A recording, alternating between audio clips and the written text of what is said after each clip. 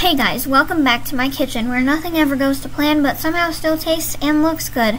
Today we're making gluten-free Starbucks coffee latte cupcakes because I love coffee, okay? And cupcakes. Cupcakes are amazing. Cupcakes are delicious. I bought an entire latte just to bake with it. No, I don't regret it. Why did you buy a latte at Starbucks, you ask? Well, that is because my parents don't like coffee, so we don't have a coffee machine. I like coffee. My favorite is the honey vanilla or something at Starbucks. Delicious. Anyway, here are the ingredients you'll need to use today. They'll also be in the description below. Alright, so here is what we're going to start with.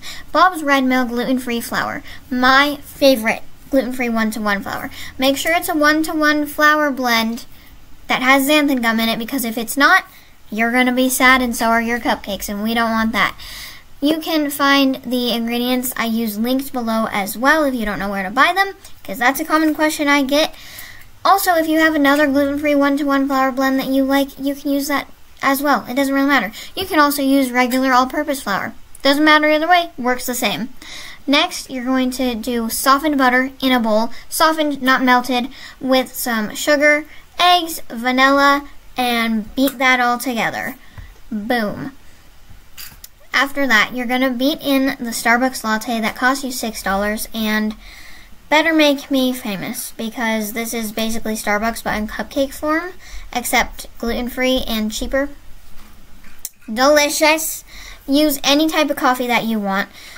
Again, my favorite is the honey vanilla latte. I always make sure it's gluten-free. Check with the barista. Or you can make your own coffee. Doesn't matter either way. Next, you're going to slowly, gradually combine your wet and dry ingredients. I'm using my handheld mixer. If you want to twin with me, I also linked that below in my Amazon storefront, because people always be asking me where I get my stuff. It's in my Amazon storefront. Anyway, enough about that. No more shameless plugs. Gradually whisk together your wet and dry ingredients so that it looks like you know what you're doing.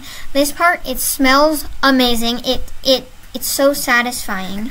It's just amazing. Look at that thick batter. That's how it's supposed to look. That's how you want it to look. Delicious. You know what it means? It means now it's taste test time. Yeah, I know you're not supposed to eat raw batter, but like, if I get salmonella, at least I'll go out with something that tasted good, you know what I'm saying?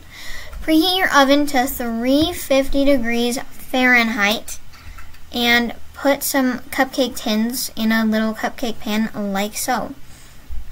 I think that's 175 degrees Celsius. I don't know, because I'm going to be so honest, I can't do math to save my life. I guess I could Google it. I'll put that in the description and in my cookbook when I make it. Anyway, bake them at 350 for 30 minutes or until you stab it with a toothpick and it comes out clean. We love stabbing things here. Very therapeutic. Oh my gosh. Then let them cool all the way. I let them sit in the pans for 10 minutes so that they can finish baking a little and they don't fall apart. And then I take them out and let them sit on the cold counter to cool fully. Now for the frosting. I can't make a homemade frosting to save my life, so all I do is I got a coffee flavored frosting from the store. It was the Pillsbury one. It is gluten-free, and I put it in a piping bag and I just piped it on my cupcakes. This is so satisfying, so much fun. I love decorating cupcakes. If you want, you can totally add sprinkles. I love sprinkles. I bet chocolate sprinkles would be delicious on this, or like a sugar wafer or something. But anyway, there you go. Gluten-free coffee cupcakes. They're cute, fluffy, taste like a cafe, and they are delicious. They'll last at room temperature for about a week, or in the fridge for 2 weeks. If you want to freeze them, I recommend doing so without the frosting on top. Just wrap it up and toss it in the freezer. There you go. Alright, I'm going to go eat like 3 of these before cross country. Subscribe if you want more gluten-free recipes and deliciousness that is always amazing.